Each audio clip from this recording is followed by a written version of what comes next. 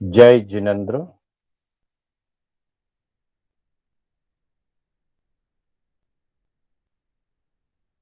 मोक्षमार्गस्य नेतारम् भेतारम् कर्मभूभृता ज्ञातारम् विश्वतत्त्वानाम् वन्दे तद्गुणलब्धये। वन्दे तद्गुणलब्धये।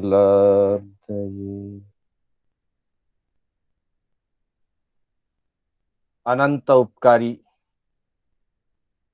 आस्था के आयाम, चरम तीर्थंकर श्रमण भगवान महावीर को वंदन। प्रभु की परंपरा में विचरण करने वाले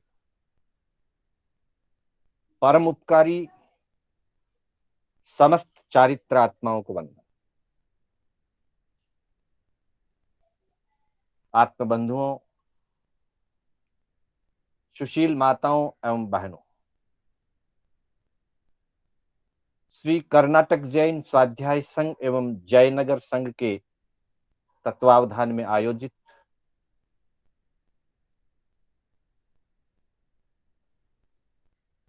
जैन जीवन शैली की इस कक्षा में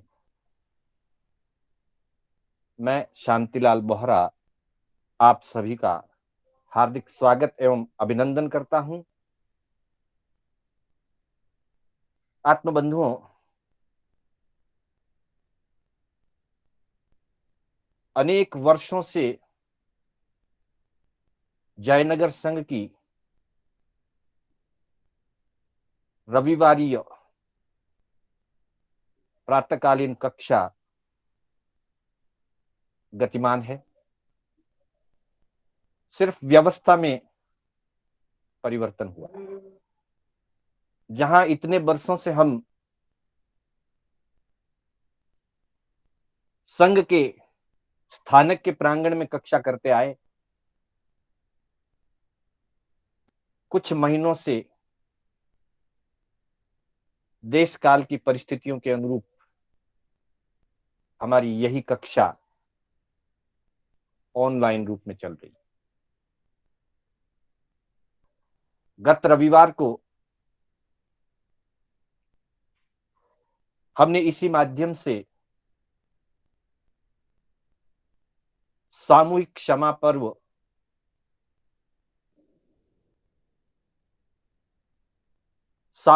पर्व के रूप में एक ऑनलाइन आयोजन भी किया था।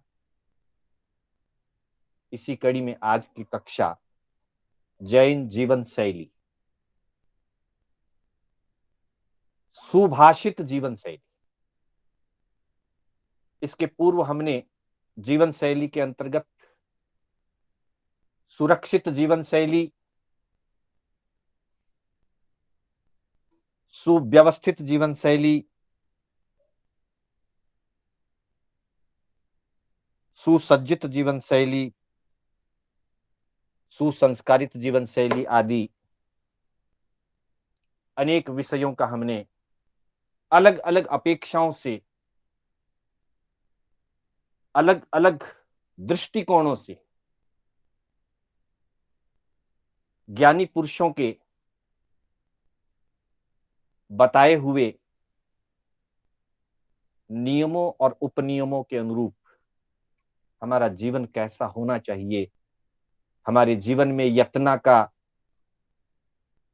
निरोगता का, आहार पद्धति का और अर्थ शुद्धि का क्या महत्व है, जैन आगमों की अनमोल शिक्षा और संस्कारों की आवश्यकता का क्या महत्व है, संस्कारी जीवन कैसा होता है, इसकी चर्चा हमने की थी। साथ ही सुसज्जित जीवन शैली के अंतर्गत जीवन निर्माण में विचारों की शुद्धि एवं आचार की शुद्धि, अर्थात हमारा दृष्टिकोण सम्यक हो और हमारी दिनचर्या सम्यक हो। इन सब बातों का हमने पूर्व कक्षाओं में जानकारी ली थी। सिर्फ जानकारी तक यह कक्षा ना रहे, क्योंकि आगमों में दो प्रकार की शिक्षाओं का वर्णन आता है। शिक्षा दो प्रकार की कही है आगमों के अंदर। पहला है ग्रहणा शिक्षा और दूसरा विभाग है आसेवना शिक्षा। बंधुओं, जैसे कोई व्यक्ति, कोई विद्यार्थी किसी भी अपने इच्छुक पाठ्यक्रम का, कोर्स का ट्रेनिंग करता है, तो ट्रेनिंग में वो उससे संबंधित नियमों को, उपनियमों को, उसकी टेक्नोलॉजी को जानता है और सीखता है, और फिर जो उसने सीखा, जो उसने जाना, उसको वो अपने जीवन का अंग बनाता है। अर्थात ट्रेनिंग सेंटर में जाकर के वो ट्रेनिंग लेता है और जीवन के क्षेत्र में उस ट्रेनिंग का उपयोग करता है। तब वो उसका एजुकेशन, उसकी ट्रेनिंग, उसका वो कोर्स उसके जीवन को सुखमय बनाता है, शांतिमय बनाता है, और उसके जीवन को वो विकसित बनाता है। ठीक यही बात प्रभु ने अपने उपदेशों में फरमाई है। शिक्षा के दो रूप, पहला ग्रहणा शिक्षा, अर्थात धर्म स्थान में, ट्रेनिंग सेंटर में, कक्षाओं में प्रभु के उपदेशों का श्रवण किया जाता है, प्रभु के उपदेशों को समझा जाता है, प्रभु के उपदेशों का चिंतन मनन करके निर्धारण किया जाता है। उसे आगमों की भाषा में ग्रहणा शिक्षा कहते हैं, मतलब ग्रहण की, हमने शिक्षा को ग्रहण कर लिया। और दूसरा विभाग प्रैक्टिकल, आसेवना शिक्षा, अर्थात हमने जो सीखा, हमने जो जाना, अनुभव किया, श्रवण किया, पठन किया और उसके रूप में निर्धारण किया, उसको जीवन में, आचरण में लाया जाता है। उसे आसेवना शिक्षा कहा है। पर्युषण पर्व में हमने अंतगढ़ सूत्र के माध्यम से सुना है, जो भी साधक हो या सामान्य व्यक्ति हो, प्रभु के चरणों में प्रवचन सुनने के लिए, प्रभु के चरणों में धर्म श्रवण के लिए उपस्थित होते हैं और धर्म को सुन करके वो उसे धारण करते। आगमों में शब्द आता है धम्मम सोचा निसम्म, अर्थात धर्म को सुन करके उन्होंने उसे हृदय में धारण किया, और जब हृदय में धारण कर लिया तो उसके अनुरूप उन्होंने अपने जीवन के आचार को ढाल लिया। अतः हमारा उद्देश्य दोनों प्रकार की शिक्षा का है। ग्रहणा शिक्षा से हम घंटा, आधा घंटा, हफ्ते में एक बार या प्रतिदिन, जैसी जिसकी अनुकूलता होती है, वो स्वाध्याय करता है, श्रवण करता है, ट्रेनिंग लेता है। ये हमारी ग्रहणा शिक्षा हो रही है। और ये जो हम सीख रहे हैं, जो हम सुन रहे हैं, समझ रहे हैं, निर्धारण कर रहे हैं, धारण कर रहे हैं, उसको हम अपनी आचार शैली में, अपने जीवन के डे रूटीन में, दिनचर्या में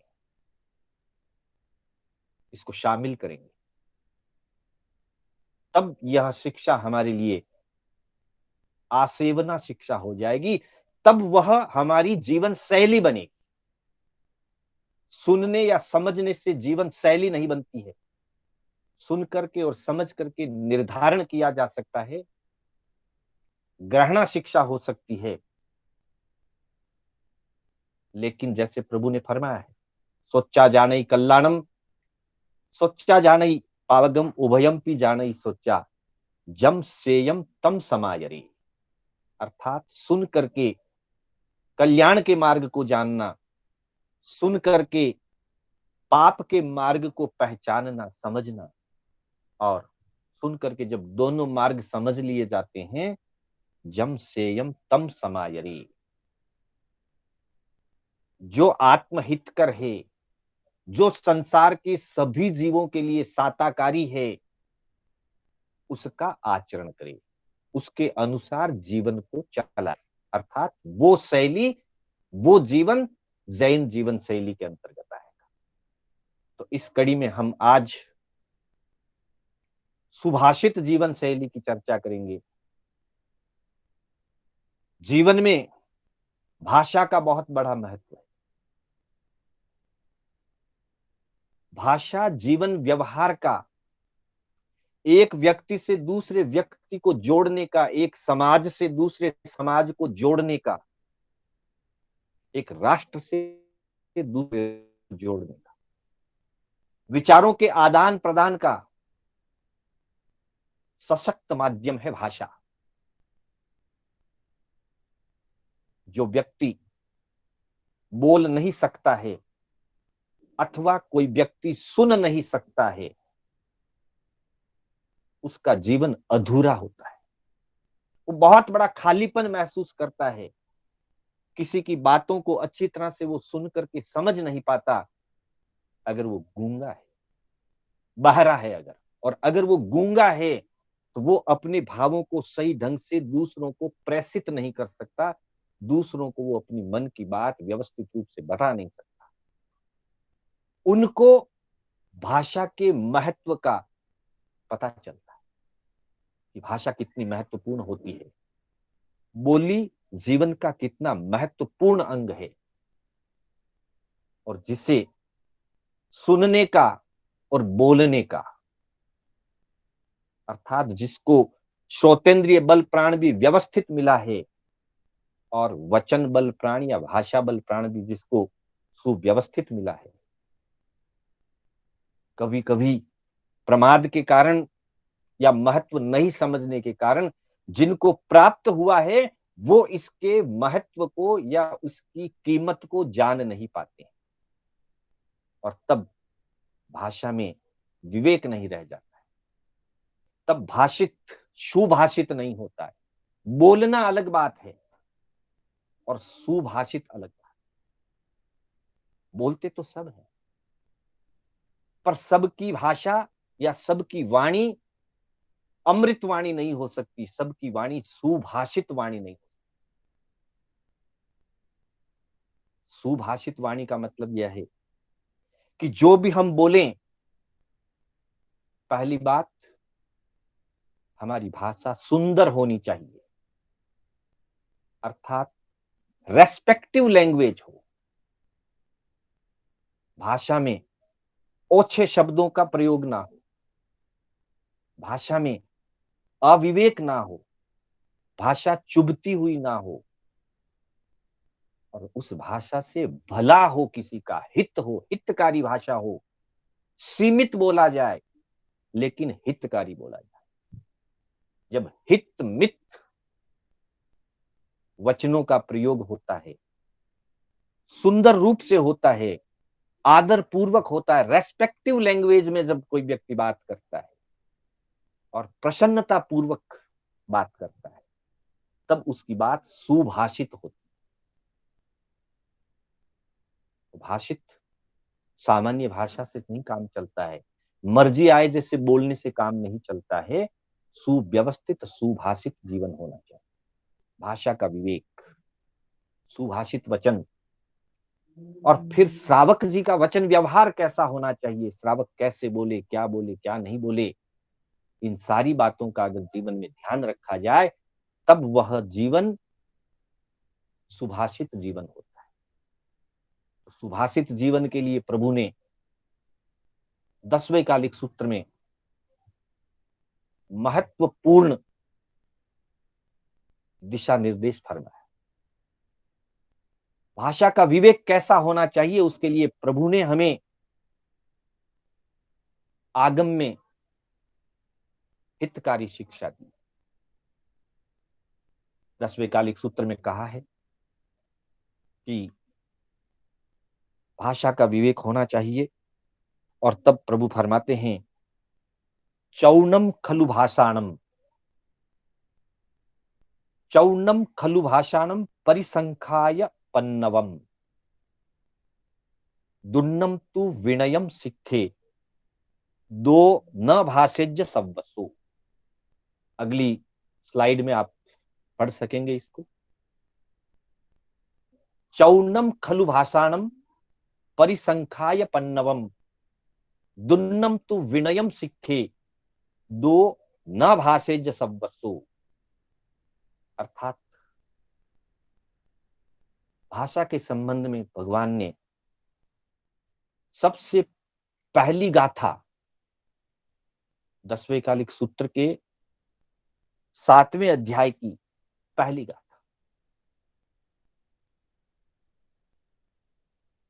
जिसको कहते हैं डू और डोंट। हर क्षेत्र में विवेक वही है, विवेक का मतलब यही है डू और डोंट। कुछ ऐसे कार्य हैं जिनको करना चाहिए और कुछ ऐसे कार्य हैं जिनको नहीं करना चाहिए। बस ये समझ आ गई और उसे स्वीकार कर लिया, उसी का नाम विवेक है। तब फरमाया चौनम खलु भाषाणम, भाषा 4 प्रकार की होती है, अर्थात सत्य भाषा, असत्य भाषा, मिश्र भाषा और व्यवहार भाषा। 25 बोल में हमने इसको पढ़ा है, सीखा है। भाषा के योग के 4 भेद कहे, मन योग 4 प्रकार का, वचन योग 4 प्रकार का और काय योग 4 प्रकार का। तो उसमें चौनम खलु भाषाणम, भाषा निश्चित रूप से 4 प्रकार की होती। परिसंख्याय पन्नवम, व्यक्ति को चाहिए कि वो अपनी प्रज्ञा से, अर्थात अपनी बुद्धि से, अपनी समझ से उन 4 प्रकार की भाषाओं के स्वरूप को जान करके दुन्नम तु विनयम सिक्खे, दो न भाषेज्य सव्वसो, दो को विनय पूर्वक प्रयोग करे। 4 प्रकार की भाषा में से 2 प्रकार की भाषा का विनय पूर्वक सीखे और प्रयोग करे, विनय पूर्वक बोले, दो न भाषेज्य सव्वसो, और बाकी की 2 भाषाएं कहीं पर भी ना बोले। अर्थात सत्य बोले और व्यवहार भाषा का उपयोग करें। सत्य भाषा और व्यवहार भाषा का उपयोग किया जाता है, लेकिन असत्य भाषा और मिश्र भाषा का प्रयोग ना करें। सत्य भाषा से अर्थ है जो जैसा है उसका यथातथ्य कथन करना, अन्यथा कथन नहीं करना, विपरीत बात नहीं कहना, झूठ नहीं कहना, बात को अनावश्यक रूप से घुमा फिरा करके, चक्कर घन्नी की तरह घुमा करके नहीं बोलना। सहज बोलना, सत्य बोलना और सहज रूप से बोलना, यह है सत्य भाषा। दूसरी और तीसरी असत्य भाषा और मिश्र भाषा त्यागने योग्य है, छोड़ने योग्य, और वापस व्यवहार भाषा का उपयोग किया जाता है। सत्य भाषा यथातथ्य होती है, व्यवहार भाषा व्यवहारजन्य होती है। कई चीजें व्यवहार में उस रूप में बोली जाती है और लोग उसका अभिप्राय समझ लेते हैं, इसलिए वो बात सत्य ही मानी जाती है। जैसे कोई व्यक्ति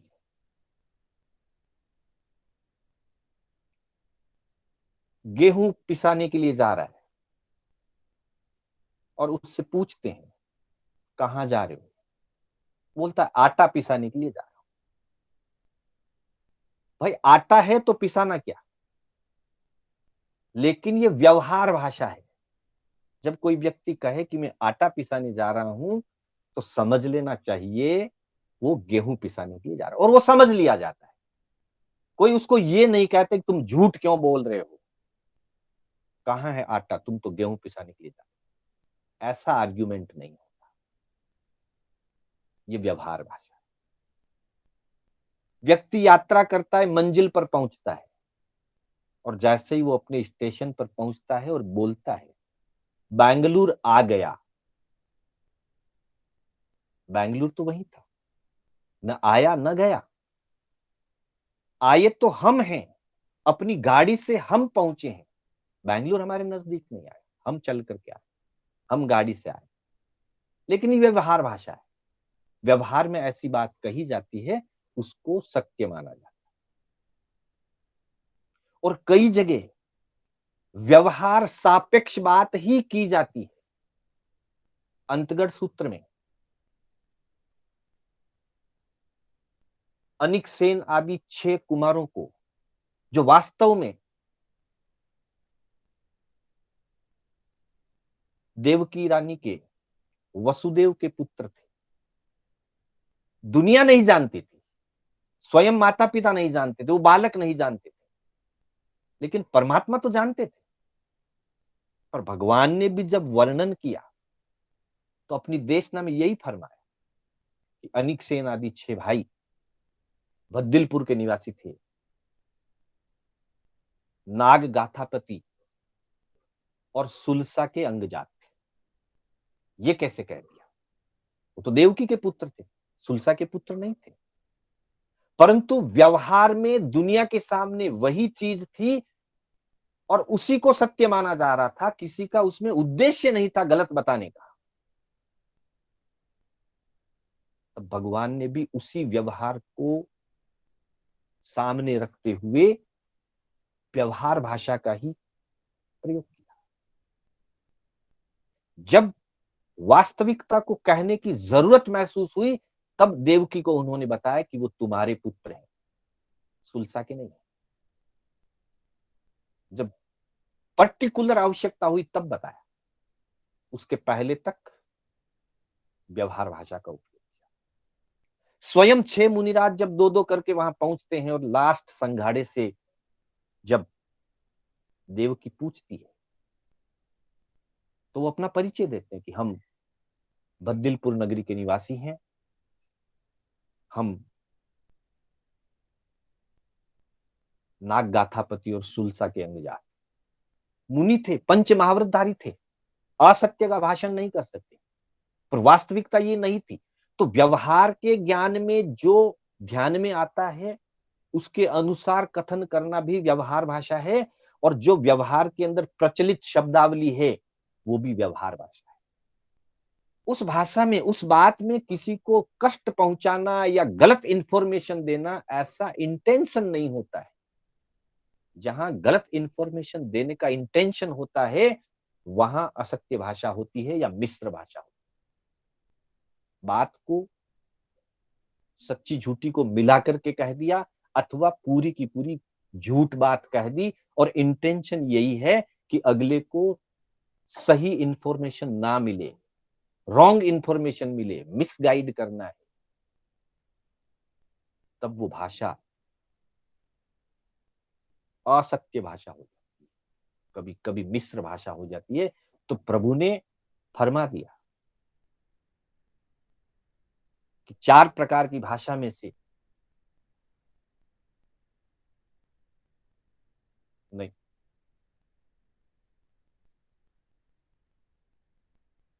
4 प्रकार की भाषा में से कभी भी असत्य भाषा का प्रयोग ना करें, मिश्र भाषा का प्रयोग ना करें।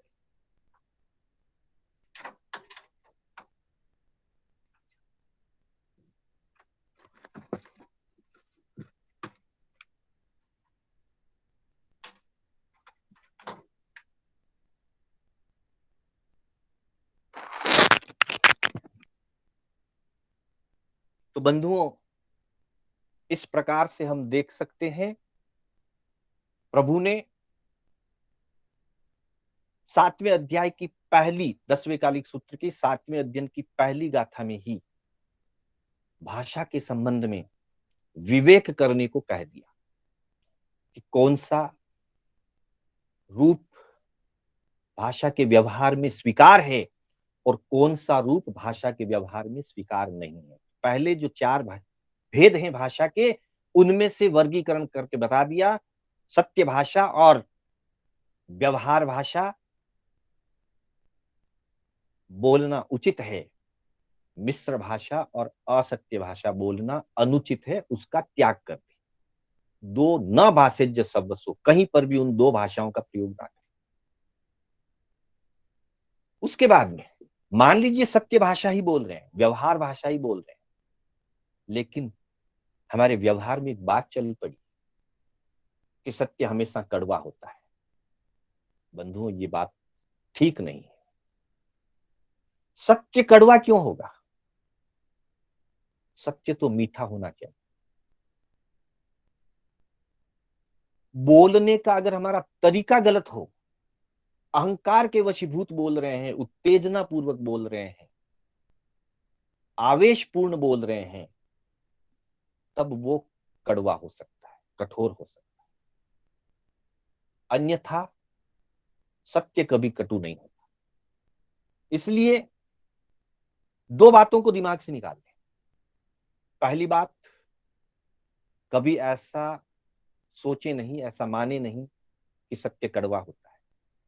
और दूसरी बात, जीवन शैली में ये अपना लें कि जो भी बात होगी उसको विवेक पूर्वक कहूंगा, शांति पूर्वक कहूंगा। कहना है मुझे, कहीं कोई चीज मेरे साथ ठीक नहीं हो रही है, कहीं मेरे परिवार के साथ ठीक नहीं हो रहा है, मेरे संग के साथ ठीक नहीं हो रहा है, मेरे जीवन के साथ ठीक नहीं हो रहा है, तो मैं उसका प्रतिकार करूंगा, कर सकता हूं, मैं अपनी बात रखूंगा,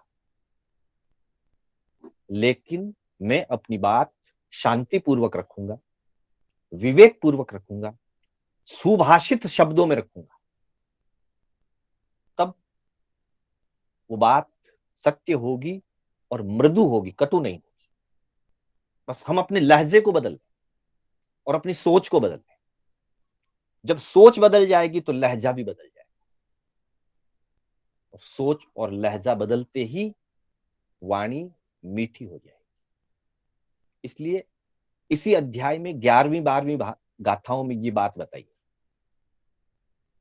पहले फरमाया, तहेव फरुसा भाषा गुरु भूओव घायिनी सच्चावी न वत्तव्य जओ पावस्स आगमो। बहुत सुंदर बात है। सच्चावी सा न वत्तव्य, अगर सत्य बात भी है लेकिन अगर वो कठोर है, फरुसा, फरुसा शब्द का अर्थ होता है कठोर, चुभने वाली। अगर कोई बात सत्य भी है पर तुम्हारे कहने के ढंग के कारण किसी को चुभने वाली है, अथवा उस बात के कारण बहुत सारे जीवों की घात हो सकती है, गुरु भूओव घायिनी, बड़ी संख्या में अथवा बड़े जीव का, मतलब पंचेंद्रिय जीव की घात हो अथवा छोटे में भी अनेक जीवों की घात हो, ऐसा अगर कोई कारण बन रहा है तुम्हारी सत्य भाषा में भी, अथवा वो कठोर है, चुभने वाली है तो सत्य, सच्चावी न वक्तव्य, सत्य होते हुए भी उसका बोलना मना है, वैसा वक्तव्य ना दे, वैसी भाषा ना बोले, वैसी बात बोले ही ना। हम कहीं खड़े हैं, किसी व्यक्ति को मारने के लिए कोई हथियार लेकर के पीछे दौड़ रहा है और एक व्यक्ति उससे भयभीत होकर के किसी गली में घुस गया, हमारे आंखों के सामने से गया, अगला व्यक्ति आया, उसके हाथ में लाठी डंडा आदि है, वो मारने के लिए आ रहा है, और वो हमसे पूछे कि वह व्यक्ति किधर गया। हमने देखा है लेफ्ट हैंड साइड में गया है। अब सत्य बात है कि लेफ्ट हैंड साइड में गया, और हम अगर कह दें कि वो लेफ्ट हैंड साइड वाली गली में गया है, तो वो व्यक्ति उसको जाकर के मारेगा, पीटेगा, दुख देगा, प्राणघात कर सकता है उसका। अब वैसी बात सत्य होते हुए भी ना बोली जाए, असत्य बोलना नहीं है, और ऐसी सत्य भाषा जिसके कारण से कुछ दुख उत्पन्न होने वाला है, किसी के प्राणों की घात होने वाली है, किसी पे संकट आने वाला है, वैसी वाणी भी भगवान ने बोलने के लिए मना किया है। तो वहां मौन रहे, मौन रहे, कुछ ना कहे। तो दोनों बातें, अगर किसी को कष्ट पहुंचाने की, दुख पीड़ा घात होने की संभावना है, तो वैसी भाषा ना बोले, भले सत्य हो। और सत्य बात भी कटु रूप से, कठोर रूप से, आवेशपूर्ण होकर के अथवा अमर्यादित होकर के ना बोले, क्योंकि वैसी स्थिति में भी हम जिसको कुछ बात कहेंगे वो उसे चुभेगी। तब कहा सच्चा भी सा न वक्तव्य, वह बात सत्य होते हुए भी कहने योग्य नहीं है। कृष्ण ने प्रभु से पूछा, गत सुकमाल के प्रसंग में हम सबने अभी पढ़ा है, अनेक बार सुना है, पढ़ा है कि मेरे भाई के साथ ऐसा व्यवहार करने वाला वो व्यक्ति कौन था। भगवान तो जानते थे, केवली थे। प्रभु अरिष्ट नेमी भगवान ने कहा, उसने तुम्हें, तुम्हारे भाई को सहायता दी है, फिर भी वो कहते हैं कि मैं जानना चाहता हूं। पहली बात तो सकारात्मक, भगवान कहते हैं उसने सहायता दी, हम कहते हैं उसने मार डाला। ये नकारात्मक है, वो सकारात्मक। फिर जब पूछा कि वो कौन व्यक्ति है, तो भगवान ने नाम नहीं बताया। भगवान ने जानकारी होने के तरीके से उसको कह दिया कि जब तुम जाओगे, तुम्हें देखते ही कोई व्यक्ति धड़ाम से गिर पड़ेगा और मृत्यु को प्राप्त हो जाएगा, तुम समझ लेना ये वही व्यक्ति। लेकिन सीधा नहीं बताया। अगर सीधा बता देते कि सौमिल ब्राह्मण ने ऐसा किया, बात तो सत्य है, लेकिन वो सत्य होते हुए भी गुरु भूवोग वागिनी, वो जीवों को मारने वाली हो जाती, सौमिल के लिए मारक हो जाती। क्योंकि सौमिल तो खुद पहले ही विचार कर रहा था कि जब कृष्ण भगवान के पास जाएंगे, अरिष्ट भी उनको बता देंगे, तो पता नहीं कृष्ण मुझे किस कुमार से मारेंगे, किस कुमौत से मारेंगे।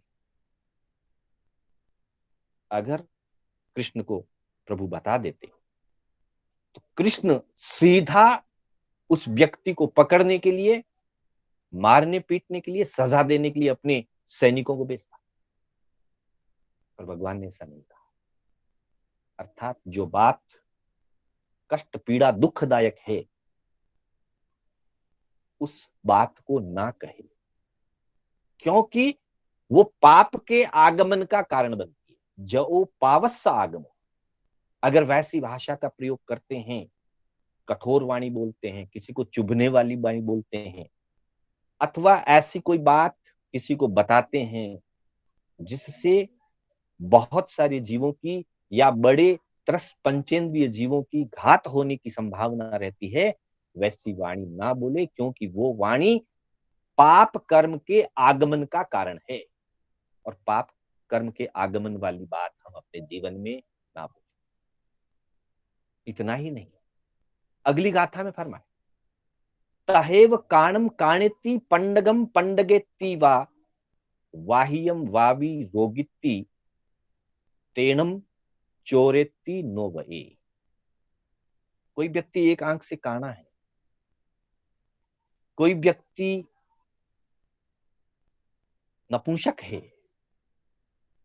विकलांग है, कोई व्यक्ति व्याधियों से गिरा हुआ है, लगातार बीमार रहता है, कोई व्यक्ति चोरी करता है,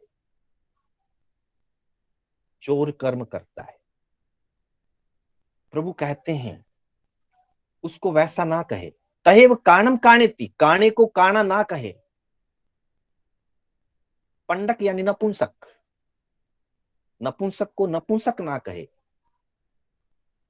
वाहियम यानी व्याधि से युक्त व्यक्ति को, बीमार व्यक्ति को, रोगी है तू, ऐसा ना कहे। और तेनम, चोरी करने वाले को, चोरेती नो वहे, उसको चोर ऐसा ना कहे। अर्थात उसको इन शब्दों से ना पुकारे।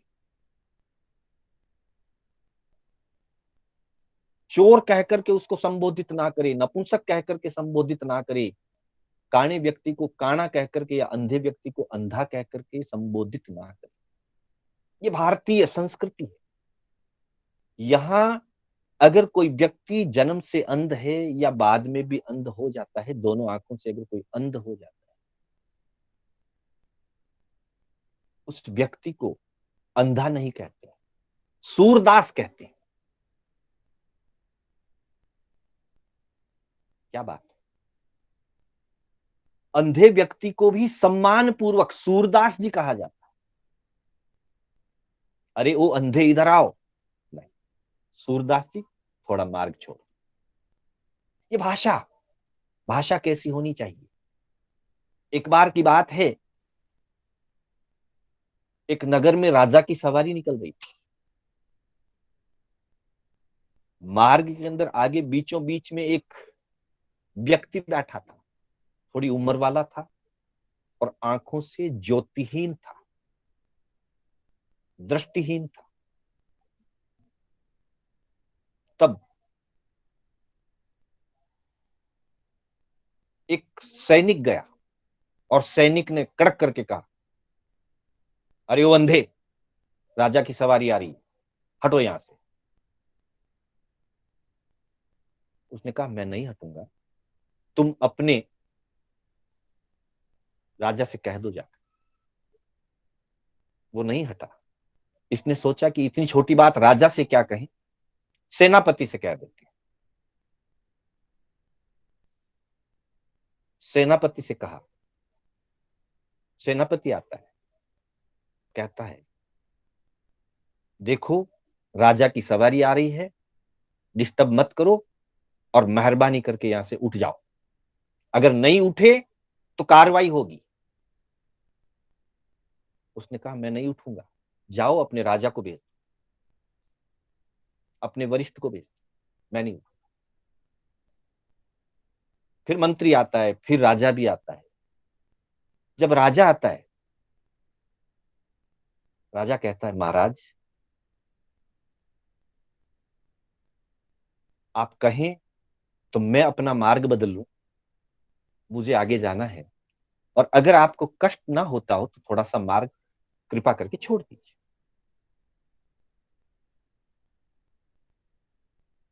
उस व्यक्ति ने कहा कि राजन आप स्वयं आए हो। राजा ने विचार किया इसको कैसे पता चला कि मैं राजा हूं, ये इसको पता कैसे चला। तो राजा ने पूछा कि महाराज आपको कैसे पता चला कि मैं राजा हूं। उन्होंने कहा मुझे तो ये भी पता है कि पहले सैनिक आया था, फिर सेनापति आया था, फिर मंत्री आया था, और आप राजा हैं। बोले अजीब बात है, आपको दिखाई नहीं देता, आपने परिचय नहीं पूछा, फिर भी आपको पता चल रहा है। बोले व्यक्ति की वाणी, व्यक्ति की भाषा व्यक्ति की पहचान होती है। ध्यान रखना इस बात को, व्यक्ति की भाषा ही व्यक्ति की पहचान होती है। जिसकी भाषा अच्छी है अर्थात वो व्यक्ति खानदानी है, कुलीन है।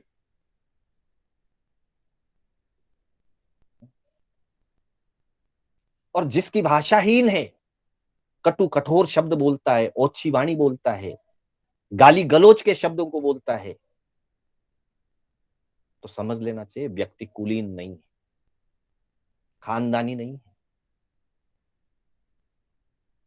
हमारा तो जैन भाषा बहुत ऊंचा है।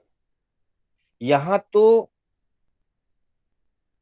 सब्जी आदि के जब उपयोग लेते हैं तब भी फल आदि के लिए कहते हैं कि सुधार रहे हैं, सब्जी सुधारना है, फल सुधारना है। मतलब काटना, छीलना, चीरना जैसे शब्दों का प्रयोग रसोई में नहीं होता। जहां ऐसी ऊंची भाषा होती है वहां जीवन में ऊंचाई अवश्य होगी। अनुकंपा की भावना रहती है, करुणा की भावना रहती है, क्रूरता की भावना नहीं। काटना, छीलना, चीरना ऐसे शब्दों में कठोरता है, ऐसे शब्दों में क्रूरता है। और वहीं जब ये बात कही जाती है कि फल सुधार रहे हैं, सब्जी सुधार दीजिए, तब उस भाषा में कठोरता नहीं होगी, क्रूरता नहीं झलकेगी, सहज हो जाए। तो उस महाराज ने, जो ज्योतिहीन थे, दृष्टिहीन थे, सूरदास जी, उन्होंने भाषा का कैसा अनुभव किया और भाषा के अनुभव से समझ गए कि जो कड़क करके ओछी भाषा बोल रहा है वो सैनिक है, थोड़ी भाषा ठीक बोल रहा है फिर भी डंडे का डर डर दिखा रहा है, कानून का डर दिखा रहा है, वो सेनापति है। आदेश दे रहा है, डर तो नहीं दिखा रहा है लेकिन आदेश दे रहा है, वो मंत्री है। और जो विवेक पूर्वक, अनुनय और विवेक पूर्वक, आदर पूर्वक मांग करता है कि महाराज अगर आपको कष्ट ना हो तो थोड़ा मार्ग छोड़ दीजिए, इस प्रकार की भाषा का जो प्रयोग कर रहा है वो स्वयं राजा है।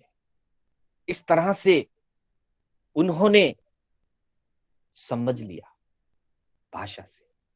तो हम भी अपनी भाषा से समझे जाएंगे, हम कैसी भाषा का प्रयोग करेंगे उसी के अनुसार हमारी कैटेगराइज होगी। भले हम जन्म से श्रावक हैं, जन्म से श्रेष्ठी परिवार के हैं, बड़े सेठ हैं, लेकिन अगर हमारी भाषा का विवेक नहीं होगा तो हम कैटेगराइज किए जाएंगे। हम कैटेगरी फर्स्ट हो सकती है, सेकंड हो सकती है, थर्ड हो सकती है, फोर्थ हो सकती है। उस प्रसंग में हम राजा और उनके नौकर या मंत्री और सेनापति ना समझ करके चार प्रकार के व्यक्तियों की मनोवृत्ति समझ ले। आगमों में अथवा ग्रंथों में जो प्रसंग वर्णित हुए हैं, कोई घटनाक्रम दिए गए हैं, कोई जीवन चरित्र दिए गए हैं, तो वे हमारी मनोवृत्तियों को बताने के लिए दिए गए। अर्थात मनोवृत्ति की अपेक्षा से चार तरीके के मानव हो सकते हैं भाषा की व्यवस्था से। एक ऐसे मानव जो दूसरों के प्रति बिल्कुल आदर का व्यवहार नहीं रखते, हमेशा कड़क करके फड़क करके बात करते हैं, अहंकार से और आवेशपूर्ण बात करते हैं, वो कैटेगराइज सैनिक जैसी, मतलब सैनिक एक कर्मचारी होता है, अधिकारी नहीं होता है, तो वो कैटेगराइज कर्मचारी जैसी हो जाए। दूसरा सेनापति जैसा, जो थोड़ी ठीक बात करता है लेकिन फिर भी अपने अधिकारों का, अपनी सत्ता का भय दिखाता है, वो कैटेगरी अधिकारी जैसी हो जाए। तीसरा व्यक्ति आदेश देता है, डर तो नहीं बताता पर आदेश देता है, वो व्यक्ति उच्च अधिकारी जैसा, कर्मचारी, अधिकारी और उच्च अधिकारी। सैनिक कर्मचारी है, सेनापति अधिकारी है, मंत्री उच्च अधिकारी है। और चौथी कैटेगरी विवेक पूर्वक, आदर पूर्वक, दूसरे के सम्मान को कायम रखते हुए अपना काम करना है, अपनी बात रखनी है, अपनी मांग करनी है, अपना अधिकार लेना है, लेकिन दूसरों के सम्मान को कायम रखते हुए अपना कार्य करना। वो जो स्टेज होती है, वो स्टेज राजा जैसी हो जाती है, मालिक जैसी हो जाती है, श्रेष्ठ जैसी हो जाती है, श्रेष्ठ व्यक्ति वाली। तो हमें अपने जीवन में कैसी भाषा का प्रयोग करें, इसके बारे में जरूर चिंतन करें।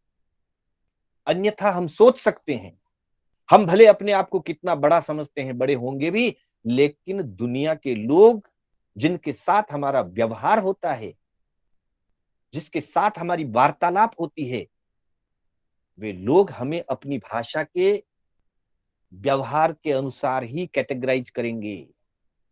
सामने भले ना बोलें, पर पीठ पीछे कहेंगे होगा अपने घर में से, हमें क्या लेना दे। सेठ भले हो, पर सेठ पना नहीं है। मालिक होगा भले ही, पर मालिक पना नहीं है। इसका मतलब वो हमारी कैटेगराइज डाउन कर रहा है, उनके भावों में हम गिर रहे हैं। हमको गिरना नहीं है, उठना है। इसलिए कहा तहेव काणम काणेती पंडगम पंडगेती वा वाहियम वावी रोगित्ती तेनम चोरेत्ती मोगए। किसी को भी उसकी परिस्थिति के अनुरूप, उसकी हीनता के अनुरूप हीन शब्दों से उसको संबोधित ना करें और कठोर भाषा का प्रयोग ना करें। जीवों की विघातनी, अर्थात जिससे जीवों की घात होती है, ऐसी भाषा का प्रयोग ना करें। और यहां तक कि कह दिया सच होने पर भी, सत्य होने पर भी ऐसी कठोर भाषा का उपयोग जीवन व्यवहार में ना करें। सत्य बात कहें, लेकिन सत्य बात को विवेक पूर्वक कहें, सत्य बात को आदर पूर्वक कहें, सत्य बात को शांति पूर्वक कहें। शांति पूर्वक कहने से भी हमारी कार्य प्रणाली आगे बढ़ सकती है, हमारा कार्य हो सकता है। तो बंधुओं, इस प्रकार से आज हमने इन बातों को जाना। पहली बात, भाषा का स्वरूप, भाषा का विवेक। भाषा हमारे जीवन में महत्वपूर्ण है। भाषा के बिना हमारे जीवन का व्यवहार नहीं चलता है। लेकिन हम भाषा का उपयोग विवेक पूर्वक करें। भाषा एक, कहते हैं ना, तीर के समान है। शब्दों को तीर के समान कहा है। जैसे धनुष से जब तीर निकल जाता है, फिर उसको पकड़ा नहीं जा सकता, ठीक वैसे ही मुख से जब शब्द निकल जाता है, उसको वापस लौटाया नहीं जा सकता, पकड़ा नहीं जा सकता। इसलिए शब्द बोलने से पहले विचार कर लिया जाए, परिणामदर्शी बने कि मैं जो बात कह रहा हूं, इस बात का परिणाम क्या निकलेगा, इस बात का क्या अर्थ लगेगा, और इसके कारण क्या स्थितियां या परिस्थितियां उत्पन्न होंगी। इन सारी बातों को सोच करके, विचार करके फिर बोले। ज्ञानी भगवंत फरमाते हैं, जीभ अकेली है, पर काम दो प्रकार की करती है। बोलने का काम भी जीभ का है मुख्य रूप से, और चखने का काम तो जीभ का है ही। तो वो सात्विक भोजन करे तो शरीर को पुष्ट करती है, और जीभ रसलोलुप हो जाए तो शरीर को अस्वस्थ करती है, एक शरीर को बिगाड़ती है। और दूसरी, वाणी के प्रयोग में अगर सात्विक भाषा का प्रयोग करे, विवेकपूर्ण भाषा का उपयोग और प्रयोग करे, तो जीभ रिश्तों को बनाती है, वाणी रिश्ते जोड़ती है, संबंध जोड़ती है। और वाणी अगर कठोर कटु हो तो फिर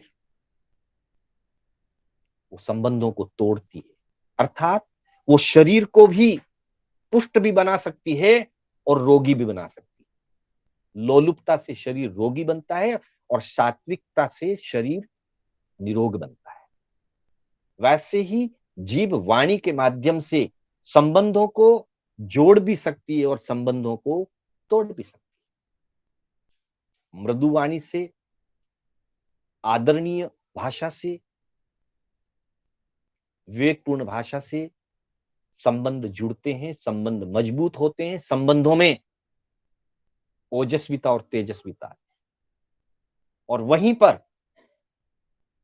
कटु कठोर भाषा से, छेदकारी, भेदकारी, मर्मकारी भाषा आदि का प्रयोग करने से, अहंकारी भाषा का प्रयोग करने से संबंध टूट जाते हैं, छिन्न भिन्न हो जाते हैं। इसलिए भाषा के लिए जब भी हम बोलने के लिए मुंह खोलें, तब कहते हैं ज्ञानी जन कि पहले सोचो, पहले तोलो, फिर बोलो। सोच करके, तोल करके फिर वचनों का प्रयोग करो। वचन बहुत बड़ी उपलब्धि है हमको। एकेंद्रियों को वचन नहीं मिलता है। बेंद्री, तेंद्री और चौरेंद्री और आसन्नी पंचेंद्री को वचन तो मिलता है, लेकिन सक्षम भाषा नहीं मिलती है।